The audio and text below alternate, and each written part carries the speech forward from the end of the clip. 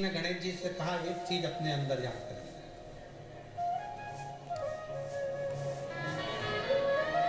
संसार में जन्म लेने के बाद सब कुछ ढूंढ सकते हो।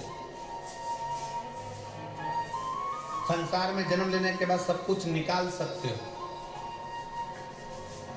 संसार में जन्म लेने के बाद सब कुछ ढूंढ लोगे, निकाल लोगे, पर संसार में जन्म लेने के बाद, दुनिया में आने के बाद व्यक्ति सब कुछ ढूंढ सकता है, सब कुछ निकाल सकता है, पर दुनिया में आने के बाद व्यक्ति, संसार में आने के बाद व्यक्ति अपनी गलती नहीं ढूंढ सकता और अपनी गलती नहीं निकाल सकता।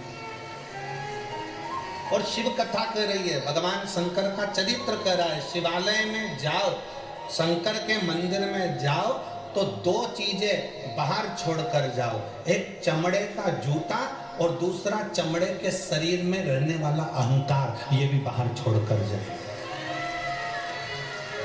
शंकर के मंदिर में जब पहुंचो, शिवालय में पहुंचो, शंकर को एक लोटा जल चढ़ाने जाओ तो दो चीजें बाहर छोड़ जाओ, एक चामड़े का जूता और दूसरा ये चामड़े के शरीर में रहने वाला अहंकार। बस ये दो चीज मंदिर में लेकर मत जाना, ये दो चीज शंकर के पास लेकर मत जाना। एक चमड़े का जूता बाहर रहने दो और दूसरा आप चमड़े के शरीर में, ये मनुष्य के शरीर में जो अहंकार रहता है, इस अहंकार को बाहर रहने दो। जब तुम मनुष्य के शरीर में, चामड़े के शरीर में जो अहंकार है, इस अहंकार को जब आप बाहर छोड़ दोगे तो परमात्मा को मिलने में देरी नहीं लगेगी, परमात्मा मिल।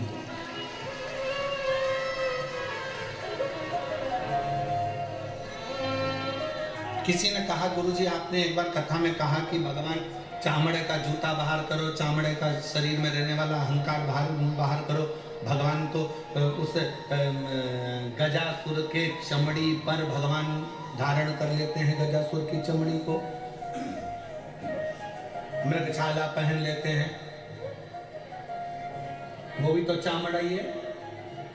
हमारा निवेदन है, एक बार शिव महापुराण की कथा को जरा ध्यान से पढ़िएगा, ध्यान से सुनिएगा। शिव महापुराण की कथा में वर्णन आता है, ये गजासुर, ये मृगछाला भगवान जो अपने शरीर पर धारण करे हैं, ये कोई साधारण नहीं है। उस मृगछाला को धारण करने वाले उस जीव से पूछो कि उसने भगवान की कितनी भक्ति करी होगी। तब भगवान से प्रार्थना करा कि मेरी चमड़ी भी आपके शरीर के उस किसी काम में आ जाए, आपके चरण रख जाए, आपके चरण की रज रख जाए, बस इतनी कृपा कर दो कि इसको अपने साथ में